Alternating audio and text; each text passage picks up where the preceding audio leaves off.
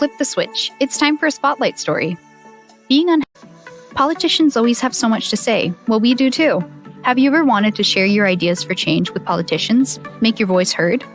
In partnership with the Global Equity Caucus, here's a panel of Canadian and American elected officials who care about LGBTQ+ advocacy and HIV policy. It's time to give feedback on some policy pitches and answer audience questions.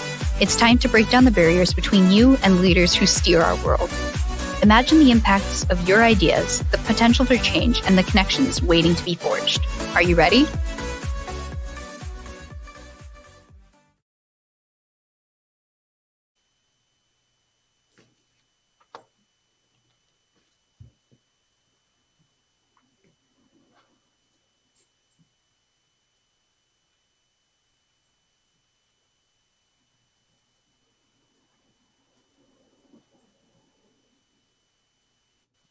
Not going well. I need to get the microphone out. Hello, everyone. Welcome to this session in conversation with legislators. Basically, what we aim to do here is to connect you with the people who really make the decisions at different levels of government to understand how they think, how they work, and what that means for your role as an advocate. I'm Alan Wardle. I'm director of the Global Equality Caucus, which is a network of legislators who support LGBT+ equality around the world. We've got about 500 members. We've got about 25 of them in Canada.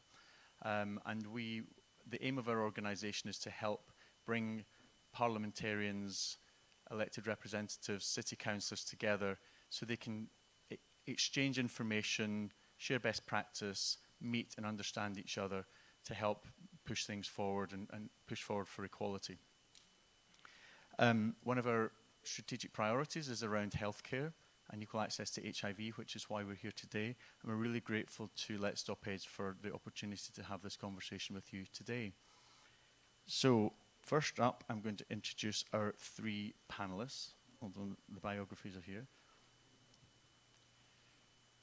First, we have Lisa Lachance, who is online. Hi, Lisa. Nice to see you. Hi. Lisa is a Deputy Speaker in the Nova Scotia House of Assembly.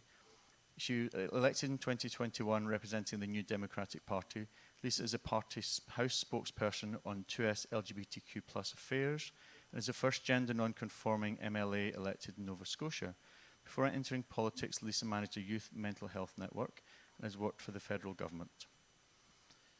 To my immediate left is Jack Patrick Lewis, who is a member of the Massachusetts House of Representatives in the USA. And he's been serving since 2017 and is a member of the Global Equality Caucus's steering committee. During his time as a representative, Jack has supported LGBTQ inclusive bills in his state and was the lead sponsor of the law that widened PrEP access in Massachusetts to under 18s. Before entering politics, Jack was the executive director of Out Metro West, a non-profit organisation providing support services and community education to young LGBTQ+ people. Welcome. Thank you. And on my far left is Chris Moyes. Thank you, Chris, for coming today. Chris is the City Councillor for Ward 13, Toronto Centre. Chris has spent over 2 decades living and working throughout the communities in Ward 13 and is committing to improving safety, transit, housing affordability and social services while fostering equity, fairness and inclusion in all aspects of city life.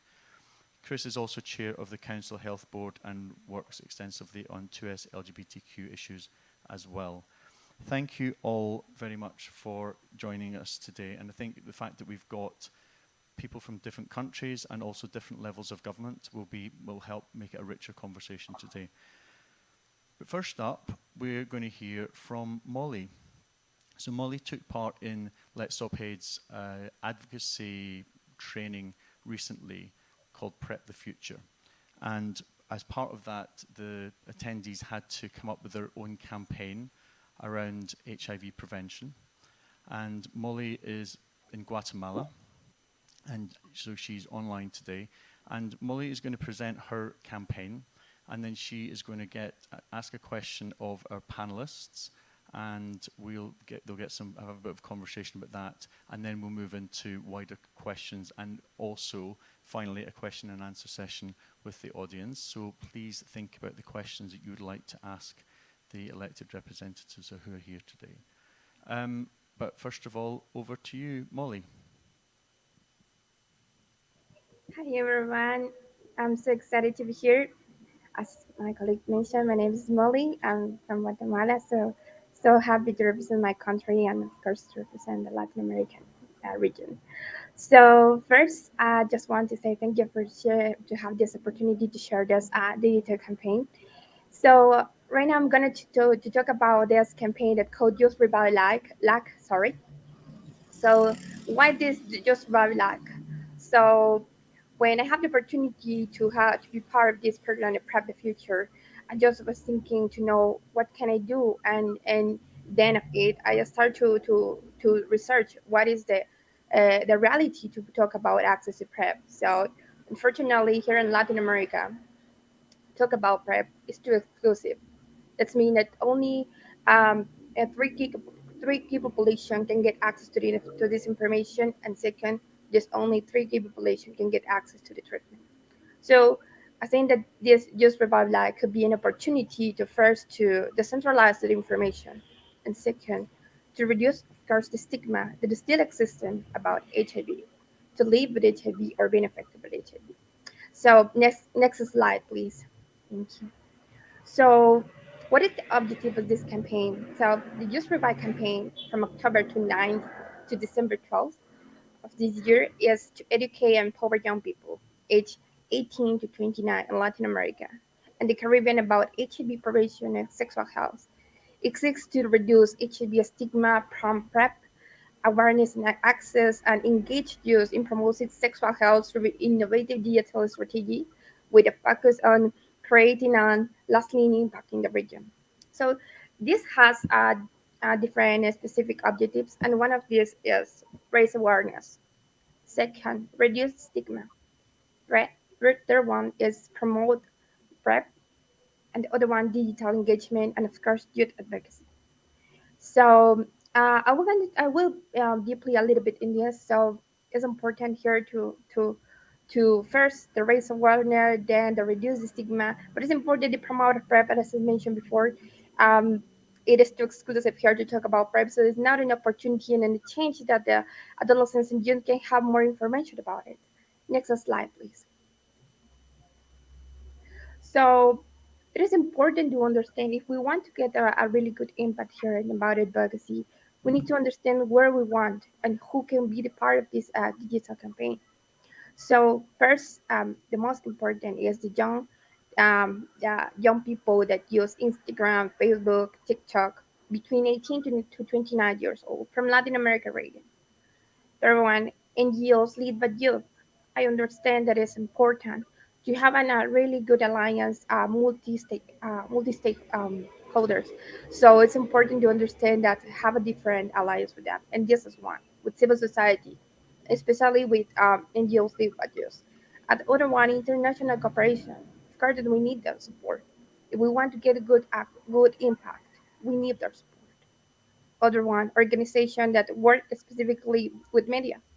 We understand that right now we all of us use social media. All of us we are connected. Even I'm pretty sure that some of you are already sharing this in your social media. I'm here in no time to wait. I'm pretty sure.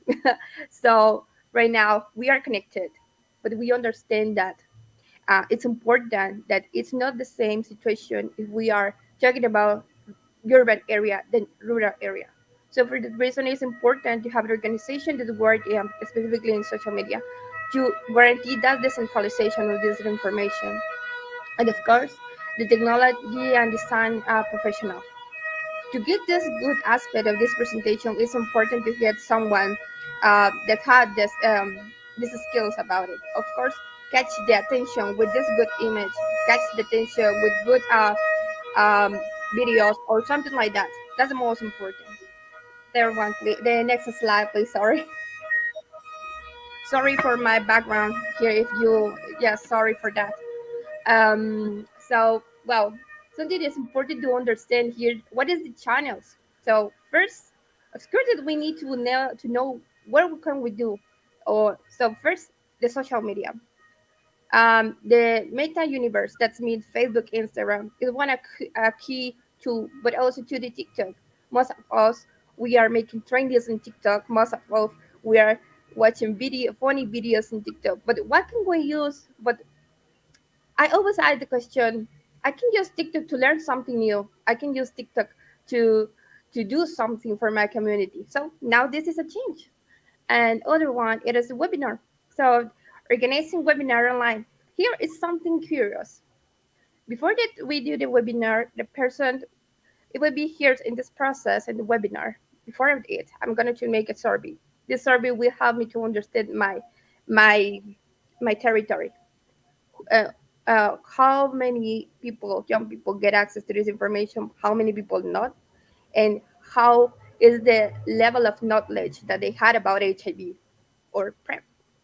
So in this webinar, is it will be first to involve them and invite them to be part of this campaign, because the most important is that they feel part of this campaign, because without them, this campaign would be not possible.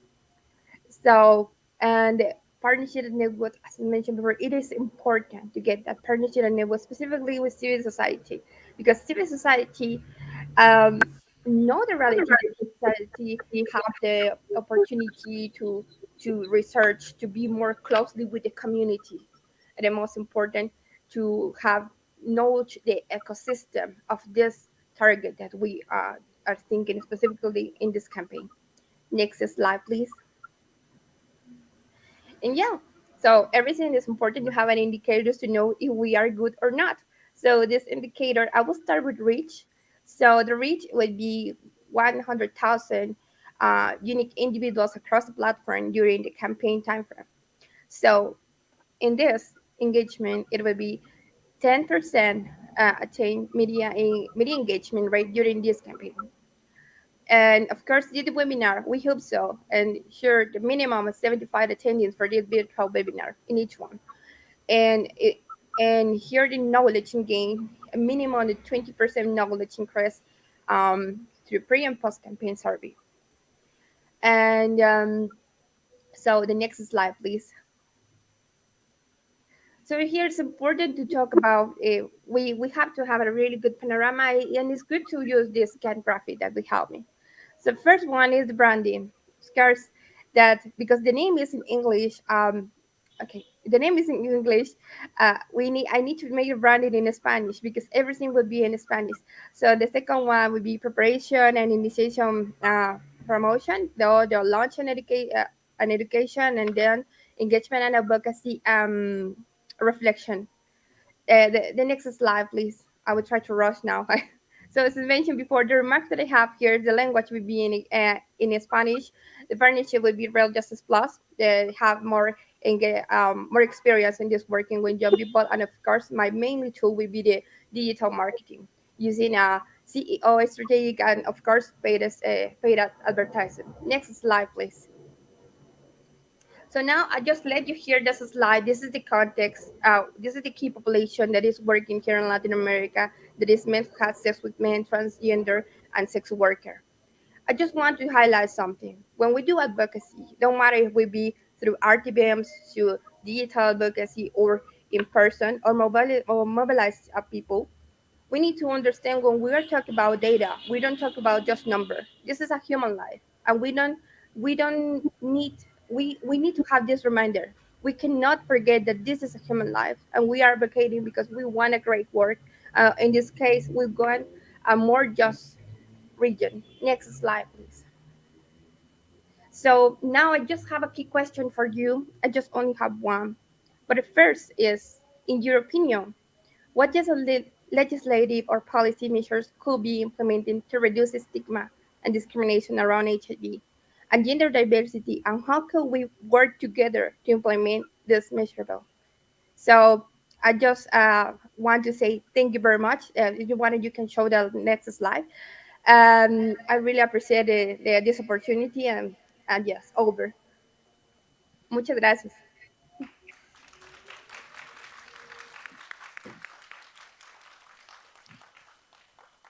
Thank you very much, Molly. That was fantastic. It's great to see, the passion that you've put into that project. There's a question there for the panelists, which was basically which measures do they think could be implemented to reduce stigma and discrimination around HIV and gender diversity? So that's one part, but also, what do you think about Molly's campaign and how can she have most impact, in your opinion, as someone who sees a lot of campaigns? Lisa, do you want to start? Sure, I'd be happy to start. So, I mean, first of all, Molly, thank you so much for doing this really important work. And you did an amazing job presenting so clearly. So there was so much that I loved about the plan and the project plan. The focus on reducing stigma and sort of that information sharing as the basis, I think, is so important. um, I love the idea of the partner network that you referenced, and I'll come back to that in a minute. But I'm wondering how we'll use that partner network, how you can use a growing community to really amplify the message. um, I was also really thrilled to see your targets and your goals and some evaluation built in there in terms of pre and post surveys, which is always really important, and also really on a very practical level, super important if you're going to look for funding in the future. Having the information about how this project has worked is really key for demonstrating how effective you can develop projects and campaigns. um, so I think the one thing that I would say is just going back to this idea of having a partners network. I mean, on I guess on the political level, I still see the value of this, right? Like, we work closely with stakeholders who share our values and our policy goals, and we hope that what we share with people, they will amplify. So, an example would be, I mean, we have a bill on behalf of my party, for free PrEP access in Nova Scotia. So, we work with the AIDS Coalition of Nova Scotia and other organizations to make sure they know, when we're talking about that, when we're tabling the bill, and they help spread the message. And when I've worked in other types of campaigns, again, having that core group of people who also want this campaign, will benefit from this campaign, to help make those connections is really important. So, thinking of, how you can serve, I was about to say snowball out, which I'm not sure is a great analogy in a global context, but, basically if, they tell someone and that someone tells someone, and thinking about how you can re-engage those partners as you go along in the project. Thank you, Lisa. Chris, do you have any thoughts? I thought Molly's campaign is actually quite extraordinary. Thank you so much for presenting it. I learned a lot just listening to what you presented, and I take some of that away. I was very pleased too to see that you had social media attached to your campaign. I know when I flip through TikTok, and yes, I do go to TikTok, I admit it here, sometimes the PrEP comes up about using PrEP. So again, using those measures is important. I chair public health here in the city of Toronto, and one of the things I've learned is that representation matters, right? Being a black man, being a gay man on the health board, speaking about some of these issues around 2S LGBTQ issues would not be brought forth if I wasn't there to present it. So again, I know in Canada and in Ontario, we've come a long way in that. PrEP is available to if you have health insurance. It's available in parts of our society here in the village, for example. If you go into one of the medical clinics, you can get it here as well. But I think it's be more widespread, and you alluded to that in your presentation, Molly. I think one of the key things I think is that we need to go into the education field, the education system, and talk about health. And PrEP is part of that health. And I think in secondary schools, for example, and here in post-secondary, those conversations should continue. Again, as I've mentioned, we've come a long way. Still a lot further to go, but and another important thing too is accessibility of PrEP. Because some of you may want PrEP, but you don't have access to it based on barriers that are put in place by whomever. So for me as a legislature, it's important to make sure these barriers are reduced so that everyone has access to it. Thanks, Chris. Jack, what do you want to say? So Molly, I agree with what everything Chris and Lisa said about your presentation. I think it's powerful. I think it's detail focused. The one thing that I didn't see, but maybe I'm just a sucker for sort of slogans, was if there were a way to summarize your goal, your vision, in a couple words or phrases. In my state of Massachusetts, we have a campaign called Getting to Zero, and it's about getting to zero new HIV infections, getting to zero new HIV-related deaths, and getting to zero stigma relating to HIV. And there's a goal of achieving that, I think, within the next decade. And for me, being able to point to something that tangible where, yes, we actually can get to zero new infections and zero HIV-related deaths within the next several years, I think is tangible and allows people to imagine, okay, if that's not a pie-in-the-sky objective, if it's actually obtainable, what can we do to get there? The zero stigma is a little bit harder to quantify. For me, when it comes to sort of achieving those goals, reflecting on changes that need to be made legislatively, so what current laws forbid the policies that we know we need to have in place, what does budget funding currently look like, where do we need funds to be allotted in order to achieve this goal, and then the third part, sort of winning over hearts and minds, which again can be harder. It can be those difficult conversations with family dinners, with friends. But since my work is more in the budget legislative side of things, in our state of Massachusetts, we regularly reflect on what are the laws that need to be changed. And as Alan said, youth in our state could consent to HIV testing and HIV treatment, even if their parents refused to, or the child chose not to involve their parents, which was huge when we put that in place decades ago. But because PrEP didn't exist, there wasn't a line in that same law that said youth could access PrEP.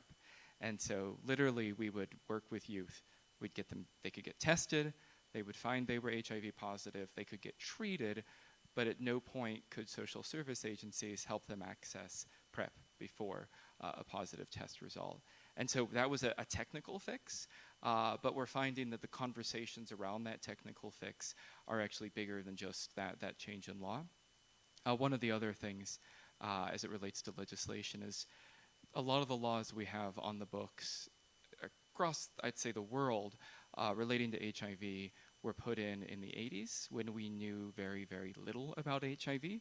And even now, our knowledge of HIV is radically different with the availability of medications, with PEP and PrEP.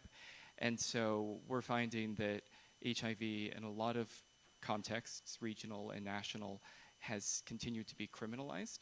And so how we can work to change laws so that one's HIV status is no longer a crime, and what that means to shift from our current understanding of stigma to one in which HIV is a diagnosis like many other diagnoses that any one of us have.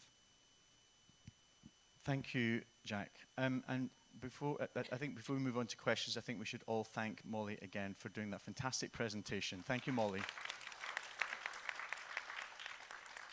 Well done. So, some questions for me, and then to you in the audience, hopefully. First off, and Chris, I'll start with you. How did you get into politics? And how has being an out politician, how has it shaped your experiences as a lawmaker? Well, my journey has been long and difficult. I came to Canada, at the age of 7 from the Caribbean. And, coming here was difficult, leaving my family and friends behind. And went into the school system here. And my first political experience, I guess, was in high school. I wanted to run for president of the student council, and the principal at the time called me into his office and said to me that I should take my name off the ballot because he felt I wasn't smart enough to do so, and I don't represent the school very well. So, despite his adamance that I don't run, I ran anyway, and I lost, but I came in second, which was a great, and. And I've also had an interest in politics, as I mentioned, and I ran for school board trustee here in Toronto Centre, and I was a school board trustee for 6.5 years. I was vice chair for 2 of those terms, and now I'm the city council here in Toronto. But again, I never saw myself reflected in out there as a gay man, as a black man, and people were making policies that didn't reflect me or my community. So I felt that to want change, to be the change, was to actually get involved in politics, and I did. And when I was at the school board, I focused on equity. Even though 12% of students at TSB were black, represented 50% of those who were I would say lose my train of thought. I'm sorry. The expulsion and suspensions were 50% of black kids. And also, too, most of the black kids who were in the schools were going through social, rather than academic, they were going through other means. So for me, that was also problematic. So while I was there at the school board, I actually eliminated streaming into applied programs, and all kids went through academic from grade 9 to 10, and then if they so chose in grade 11, then they could go into applied. So those are some of the things that I advocated and changed at the school board, and I bring that same lens of equity at the city. While I was also at the school board, I was also chair of the 2S LGBTQ committee as well. We did a lot of changes while there in that committee. I was also chair of the Black Student Achievement Advisory Committee as well, also making sure black kids were successful through the school system. And those changes are still there today. So even though I've been at council for only 11 months, I think next month I'll be for 1 full year. I'm currently chair of the 2S LGBTQ committee at the city as well. I'm also chair of the Anti-Black Racism Committee at the city as well. Chair of public health, among other things. So I use my lived experience, as difficult as it may be, to bring forth positive change in the roles that I'm in. So that's my story. Thanks. And I think that I really like that point, Chris, about that if you don't like the politicians that you see, you can stand for office yourself. And I think we mentioned this in our workshop yesterday for those who were there, but I would encourage all of you, if you're interested in politics and want to do advocacy, you can be on the other side as well. You can be politicians too, so I'll just leave that thought with you. Jack, how did you get into politics, and how has it been as being an out legislator? How has that affected things for you? So, like Chris, I think I got involved in high school. For me, it was volunteering on local campaigns, and I knew it was something that I wanted to be a part of. I just didn't think that I ever could be the candidate myself. A lot of self-doubt, a lot of imposter syndrome, just knew I would never be able to run myself, at least not run successfully. So I supported other people on their campaigns. As Ellen said, I started or helped start this youth group for trans and queer teens. Oh my gosh, 13 years ago now. And every Monday night there'd be like 30 or 40 young high school students sitting in a circle, and we talk about what needs were not being provided to them. And even though I was relatively new to Massachusetts, I quickly learned that even Massachusetts, which is among the most pro-LGBTQ+, most progressive states in the United States, we had failed our queer and trans kids. And so it was in those conversations where I learned that we could test and we could help treat, but youth couldn't access PrEP. I remember the meeting like it was yesterday, where we sat in a circle, sort of like the conversation we had yesterday, and I asked young people, like, where do you learn about healthy relationships? And they all looked at me like I had no idea what I was talking about. Like, like safer sex practices, like how do you, And finally, one kid rose his hand and said, porn. And I was like, oh, okay. And so, of course, we unpacked that and realized that an entire generation of young people, an additional entire generation of young people, had been sent out into the world as young adults without scientifically accurate, inclusive health class at any level, including the high school right before graduation, and that there was bills before the legislature to change just that. We worked with the youth on anti-bullying policy at the state level, actually a whole host of other policies, suicide prevention. And so when the seat opened up and my state rep tweeted one day he wasn't running for re-election, I said, you know what do I have to lose other than liquidating this life savings and taking 9 months away from parenting, which was a joy. No, I love my kids. But I knocked on doors for 9 months and gave it my all. 99.9% of what I campaigned on was not directly related to HIV prevention or queer or trans rights. Everything's connected in some way. And now as a legislator, probably 95% of what I do is not directly related to those passions. But it was those conversations with young people that sort of got me motivated.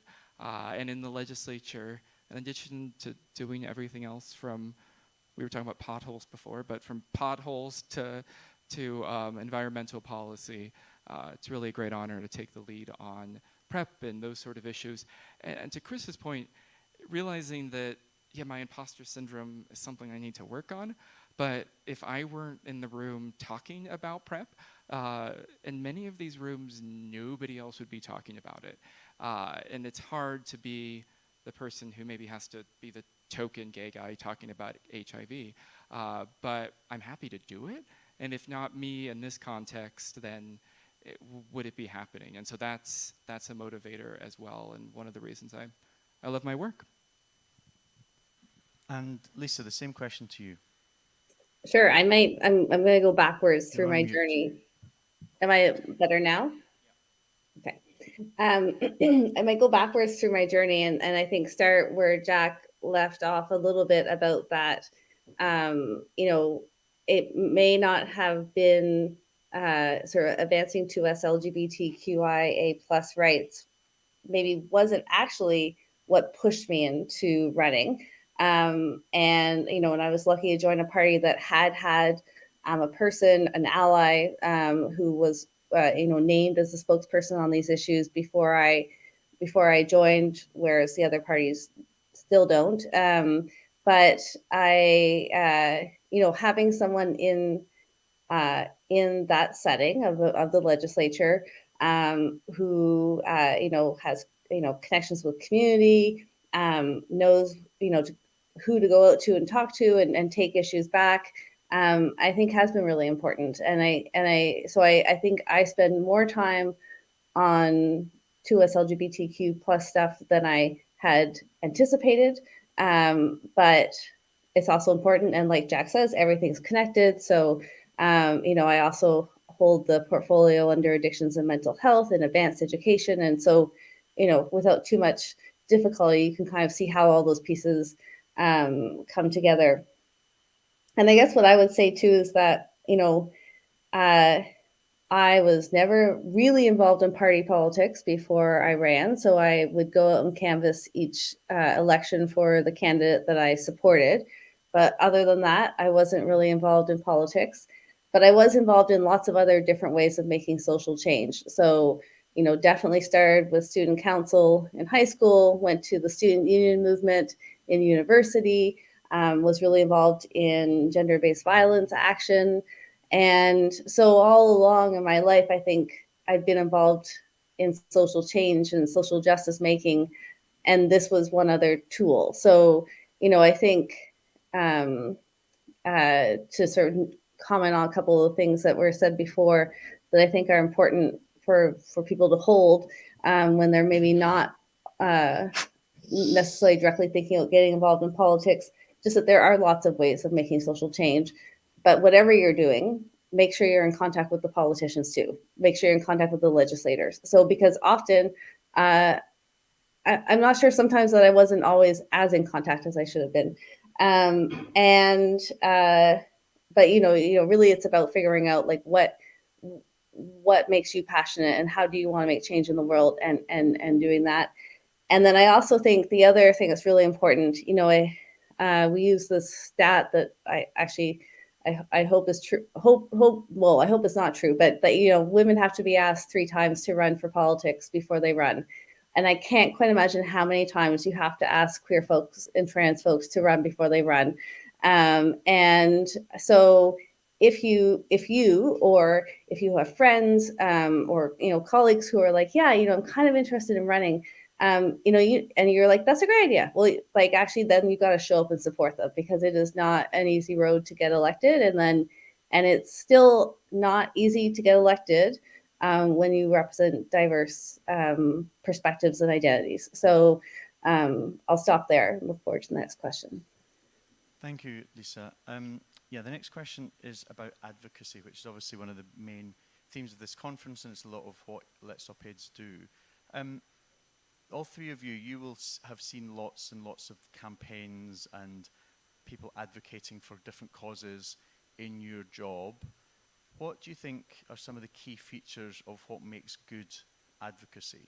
And Jack, we'll start with you. So a very, very clear ask, that if you're going to ask me to do something, just make it clear what the ask is. Is it co-sponsor a bill? Is it add my name to something? A clear ask connected to a personal story, if that's possible. And for me, at least, concise. So sort of clear, concise, personal. That was very concise. Well done, Jack. That's fantastic. Lisa, over to you. So now I feel like I should be like even more concise, but so I think that piece about like, why should I care? What's the impetus? What's the urgency? Why do we need to act now on certain issues is really important. And the statistics are important, but also again, like connecting it to the stories of people, and I'm really doing that in an ethical way. So I think about a lot of the work that we do around affordability and homelessness in my party. And if we're bringing people's stories forward, we do it in a way that is respectful to them, and also perhaps is empowering for them as well. And so that you're actually, while you're doing this political project over here, you're also still rolling with social change and social justice making along the way. I think, like I said, with Molly's project, I think, partners. So being connected in community, so that, if you come to meet a politician, that you're like, actually, and there's like actually 50 of us behind me, and that's always really helpful. And connecting outside, if there's a specific sort of campaign, connecting outside the usual people, I guess, the usual suspects, I was going to say. I think it's really important. And yeah, I think just thinking about the political campaign, but what if you don't get that? Like what other good things, what other advancements can you gain during that process? Thanks, Lisa. Chris, over to you. What do you think good advocacy looks like? Well, again, I take for me, I start from the community level, right? I mean, I have a very open door policy when it comes to my work at City Hall. I have a very a website where people can engage. I opened a constituent office in my ward, so people can walk in Monday to Friday. People come into my office at City Hall. I also sit on 13 committees here in the city, and yes, it's a lot of work because 13 days out of 20 I'm in committee. But the reason why I do is because I sit in places with intention. For example, I sit on budget, I sit on TTC, on Chair of Public Health. That means I have a say as to what policies are implemented in the city, right? And making sure that our community, our 2S LGBTQ community, actually is front and center. And I know what I want. I know what my community wants because I speak to them on a regular basis. And for example, I want, for example, the Church Wellesley Village to be a community hub. I want to see all our services in one place. I want to make sure that we own property.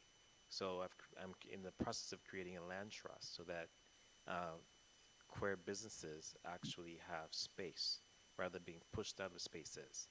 For example, only 11% of businesses in the Church Wellesley village are owned by 2S LGBTQ people. I think that's terrible. So going in with intention and changing the narratives to make sure that we actually hear and we are successful. And I feel that I am the champion of that. Working with all of you. So again, that's our role. It's a burden. It's heavy. I always say the crown is very heavy. There's thorns, but someone has to do it, and also finding allies, right? Meeting you today and others, and I go to conferences not only here but internationally, and we can all speak with one voice globally, making sure that we are successful in every corner of the globe. So that's the way I view it. Thanks, Chris. Yeah, interesting hearing things quite a lot about representation, and there's a phrase in the human rights world, "Nothing for us without us." And I think that feels quite important in the world of politics as well.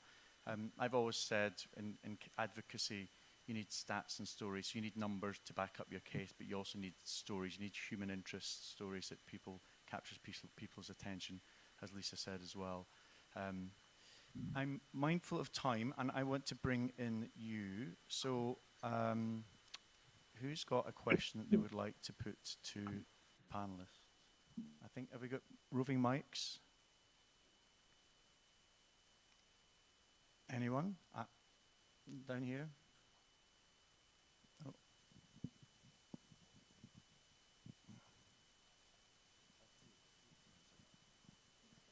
No. Hey, thank you so much for the amazing session. I just had a question to any of the politicians. Working in politics, often you guys may deal with political gridlock from the other party or opposing parties. How are you guys able to lobby to get over that, and how are you guys able to put LGBTQ rights at the center of kind of advancing this gridlock to get change done? Good question. Anyone else? We'll maybe take more than one question at a time. Anyone else got a question that they want to ask? Over there.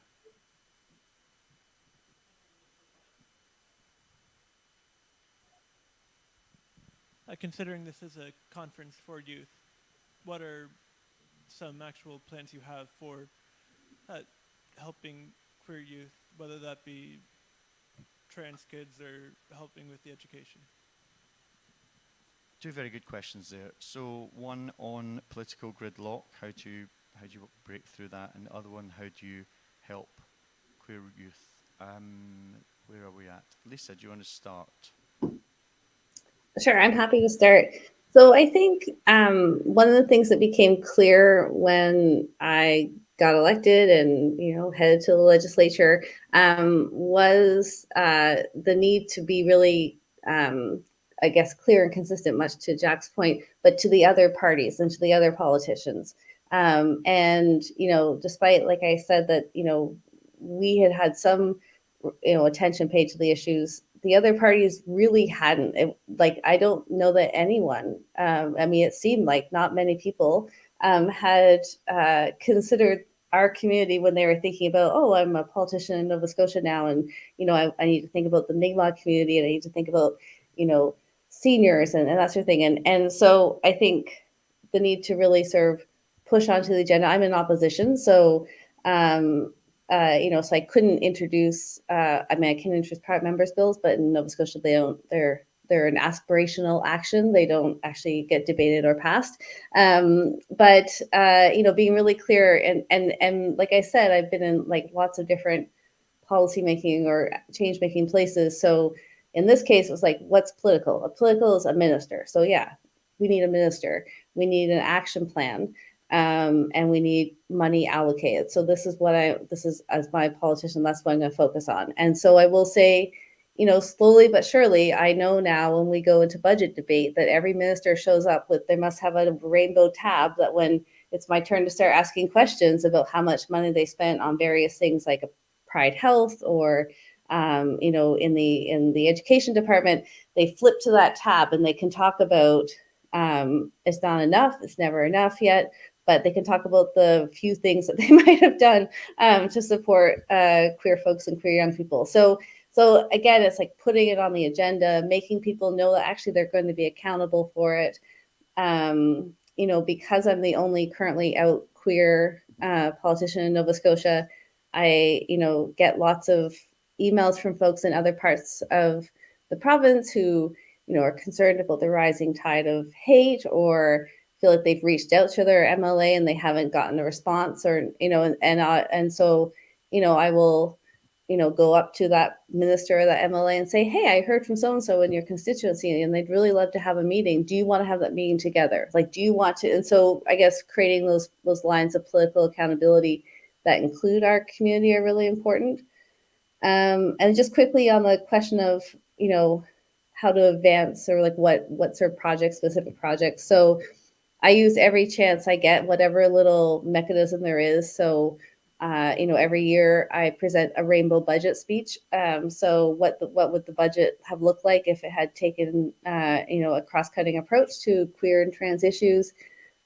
This week, actually, in this week, I will say I felt like there had been like some significant progress in that from each party, we took time on October 17th to make a statement in support of queer and trans youth. So in response to sort of what's happening. And, that's not what happened in all the provinces across Canada this week. So that felt really good. And I tabled a 2S LGBTQIA plus Bill of Rights.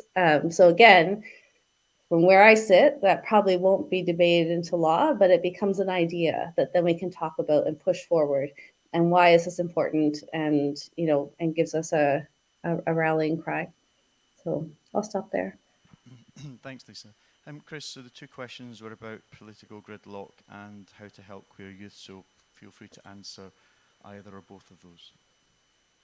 No, so I mean, the great thing about City Council is that it's a progressive council right now, and so we're able to bring forth our progressive ideas. And thankfully, my colleagues, they respect me and I respect them, and I push the agenda forward when it comes to the things that I want to see and we as a community want to see.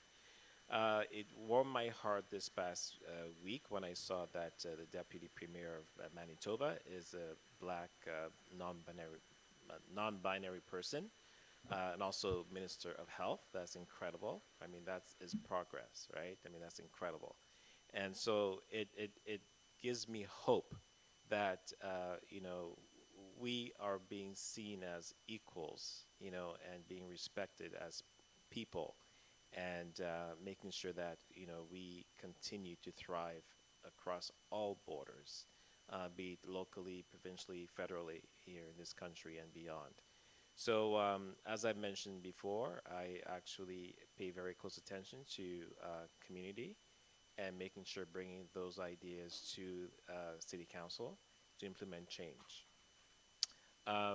In regards to young people, I think it's important to actually go to where they are and listen to the concerns that they have. I know as a school board trustee, I did that for many, many years. And I continue to do that because that's what we need to do. Since I've been elected as city councilor, though, I've actually had a youth fellow in my office every 3 months. I make sure I have a youth fellow from in my office so that they actually can learn what a city councilor does, what happens in the office, and learn that experience, and hopefully, get hired on by the city. It has happened. It continues to happen. I know one of the youth fellows that was in my office about 3-4 months ago is now hired on by city. So again, making space for young people is really important. And even the committees that I sit on, I also sit on civic appointments. So one of the things I try to do is when we're appointing citizens to city agencies, I make sure that there's young people at the table, be it at TTC uh, or any other agencies of the city. Toronto Zoo, for example, we had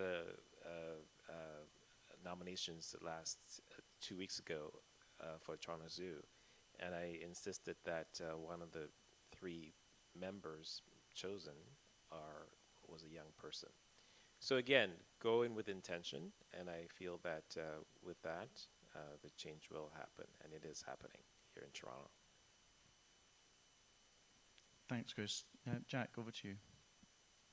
So a couple things. In Massachusetts, we don't have the same political gridlock that my country is known for nationally in our Congress, which is embarrassing as much as it is good television to watch, if it weren't so scary at the same time. But even in a state like ours, where Democrats have a supermajority in the House and the Senate, a bill like PrEP access, it's those one-on-one conversations with colleagues, helping them to sort of fill the gap from the base knowledge of HIV they have accrued over the last 40 years to a place where they understand enough where something like allowing youth access to a pill they didn't know existed yesterday, PrEP, will save lives. And so I think those one-on-one conversations are vital. But even sort of at our national level, which is as unhealthy as it could be, we look to legislation like we had a national bill on marriage equality that passed a couple years ago. It's not perfect. It's actually not true marriage equality, assuming that our Supreme Court takes away marriage equality in the next couple years, which we regrettably assume will happen. This bill will force states to recognize marriages performed in other states. And so conservative states would be able to ban same-sex marriages, but they'd have to recognize same-sex marriages performed elsewhere. It was a compromise bill that had to be written in such a way to actually get passed through our Senate, which is a toxic entity, to put it mildly. But that bill needed 60 votes out of 100. And the Democrats, there are 50 of them, and so 51. There weren't enough alone to just bank on Democrats to get the bill passed, and so they needed to rely on Republicans. And I think it's important to remember that you don't need 100% to back something. Depending on your system, maybe it's 50% plus 1, or if it's a screwed up system, it's 60% on occasion, like we have in our US Senate. And so you don't need to win over everyone. It's identifying those who actually could be convinced. And so there was an effort to look at a list of Republicans who lived in more moderate to progressive states and/or had immediate family members who were gay or trans, or queer or trans. For the most part, it was folks with gay kids. And they were the ones that, with enough conversations, were able to be convinced to support this bill that went against their party's platform. But it's really, really hard as a gay Republican senator to go to, or as a Republican senator with a gay son, to go to your gay son's wedding on Friday night and then Monday morning vote against marriage equality. There was a world where that almost happened, but folks were won over. I think on the youth front, our state has a commission on LGBTQ plus youth. It used to be called the Governor's Commission, which was great. Its purpose was to advise the governor. Now it's a little bit more inclusive, where it's not just advising our chief executive, but it's also advising our legislature. And so it is an independent state-funded entity made up of young people, a couple adults as well, but mostly young people, whose sole purpose is to look at state law and propose changes. And so every year I try to go to their annual presentation, and then we look through their proposals and we divide, okay, Jack, you'll file those bills, and okay, Julian, you file those bills. But it gives the youth who already have a voice, but it gives youth a way to get their voices organized in a very tangible way. And because our state budget allots a lot of money to it. Every year it continues to be funded. I don't know of a lot of states in the United States that have similar programs. We've been trying to convince other states to create similar programs. But I think the original question was on like education. We also have a commission on LGBT representation in educational materials. And it's made up of parents, teachers, but also young people speaking to their youth experience, who over the last 5-6 years have put forth proposals, including a bill that I filed, to make sure that LGBT youth or LGBT issues are talked about in history and in science and in health class in a way that they're not now. I think that was the question. It was so long ago when the questions were asked that I'm not sure I actually answered any of them. But I still talked. It was very interesting. Thanks. Can I just add one more Yeah, of thing? course. I forgot to mention though. At the city though, we also have a youth cabinet as well that has youth from across the city, and we also have a 2SLGBTQ youth wing as well within the city that focuses on Indigenous and Black and non-binary youth. So that advises the mayor and others. So we do have all those people there. So all those voices are heard. That's great. So yeah, again, the importance of representation is coming through, and also for me, the importance of persuasion. And if you as advocates have to try and persuade politicians, but it's interesting hearing the politicians how they have to try and persuade their colleagues as well. It's all about persuasion. So yeah, that's one of the things for me. I'm just mindful of time. I'm just looking to the back. Are we finished? Are we due to finish now? Do we start late? I don't know if we started in time.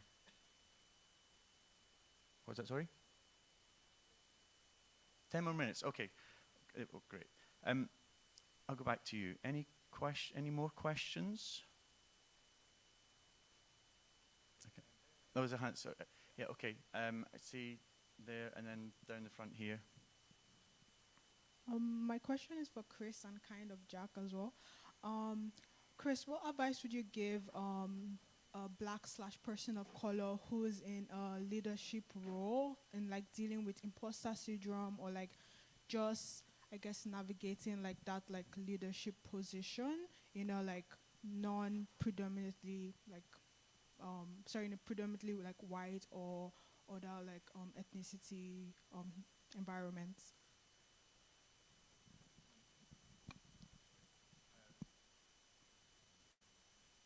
On off. There's another question here. I'll take it too. Hello? Yeah. Hi. Hello, thank you all for sharing your stories here today. I would like to ask about your relationship with youth-driven or LGBTQ-driven communities or non-profit organizations, and how do you take them into consideration when making decisions regarding healthcare or like lawmaking? Sorry, was that about LGBT NGOs? Is that what you said? Yeah. Yeah. Okay. Thank you. Oh, sorry. Was there a third person? Did someone else have their? I thought I saw a third hand.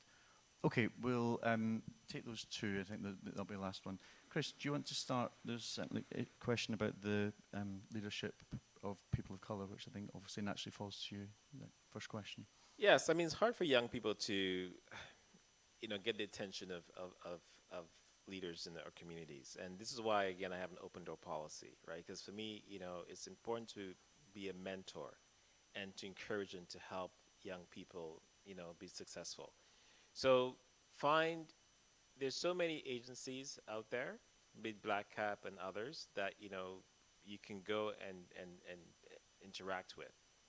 Coming to my office, for example, if you go into my office, majority of people in my office are actually people of color, because I feel that diversity is so important. And again, come to me and I know, for example, to Jill Andrews, another queer woman in Toronto. Kristen Wong Tam is a non-binary MPP as well. Tap into these resources and these people, and help them link you up to agencies that will amplify you. as I've mentioned earlier too, in that sitting on city committees. Again, I sit in civic committees and I try to make sure that there's diversity in all city agencies. Again, TTC and public health, for example, and others. So use those resources around you that that will help you get to a certain point that you need to. Right. It's a roundabout answer, but I wish I had a more direct answer for you. But I know for me, as growing up, I seek those out there who I felt could help me achieve my goal, and it has helped me to this day. So that's my thought process on that. Thanks, Chris. Jack, do you want to take the second question, which I think was about LGBT NGOs and how they can be involved in advocating for issues like healthcare? So for me in my office, I regularly remind my staff that the LGBTQ plus organizations were doing this work before I was elected, and long after I'm no longer a legislator, they're going to keep doing this work. A lot of all organizations did work before, and they're going to keep doing work. And for me, I like to think of my role as just a partner for this period of time. And so we have many, many LGBTQ plus organizations in Massachusetts. They all have bills that they deem as priority legislation or line items that they want to be have increased funding for in our state budget. And what I actually work to do is try to get my bills on their lists, but more often than not, it's them that come to me and say, okay, we've been doing this work forever. This is the next bill that needs filed. I'm always flattered when they ask me to file it. And so I don't work for them, I work for my constituents, but they've never asked me to do something that I've ever not said yes to. And I have that relationship with a lot of advocacy organizations where I know that if they're making an ask of me, smarter people than me have already vetted the policy, that it's rooted in something realistic and obtainable. And so I say yes, and then fill in the gaps in my knowledge quickly. And so, Mass Equality, great organization. Every 2 years, their list of bills come out to co-sponsor, their priority bills. I write yes across the sheet of paper. I hand it to my staff. They technically co-sponsor it online. And then I go, okay, I should make sure I'm an expert on all of these things. The only thing I just want to add, everyone comes to politics from a lot of different perspectives. And there are, I think, stereotypes of what an elected official or a politician looks like. For me, it was they weren't gay people. They were all straight. They were all older, and they were all lawyers, and that was very, very intimidating. And then I got elected at 31, which by elected standards is still relatively young. I was considered a young elected back then, and realized that all of my colleagues came from different backgrounds. And even those that were lawyers felt like they had no idea what they were doing. They had never been in a context like this before. And to be in a room where everybody seems to have imposter syndrome when we're sort of projecting onto each other like, oh my gosh, you know what you're doing. I urge everyone who's remotely interested in advocacy to get involved, running for office. It's hard for me to say since I have such great self-doubt, but you can do it because I've worked with a lot of elected officials that are finding ways to do it, and they don't have the same passion, not all of them, that you all have. And if we're actually going to make these changes, we're going to need people to speak to their personal experiences, their more recent personal experiences, which is what this conference is all about, and which is what your futures are all about. So if there's anything any of us can do to be supportive of you on that journey, push us, but also join us on the journey because we're going to need you. We can't do it alone, and even our own knowledge base is limited to our own experiences, and we need you to push us and bring what you have as well. Wrap up. I was going to bring in Lisa sorry, Lisa, you've been cut out of that one. I do apologize. Thank you. It's been a great session, I think. Thanks very much. I think, first of all, thank you to Let's Up Aids for convening this and for having this panel discussion, and I hope it's been interesting for you as participants and giving you some food for thought. I'd like to thank Molly again for her presentation, and I'd particularly like to thank our three politicians who have taken time out today to come and be here with you. So that's Lisa, Chris, and Jack.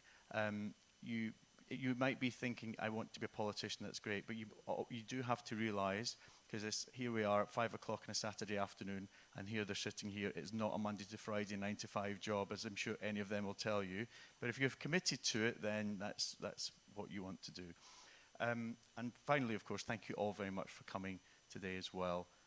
Enjoy the rest of the conference and have a good weekend. Thank you.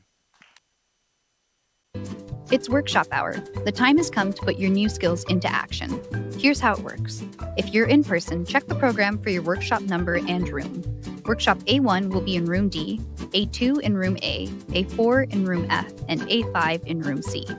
If you're virtual, go to the Sessions and Workshops tabs and select your first workshop, A3. Informed by community leaders, our workshops will help you understand the specific topic and answer any questions you might have.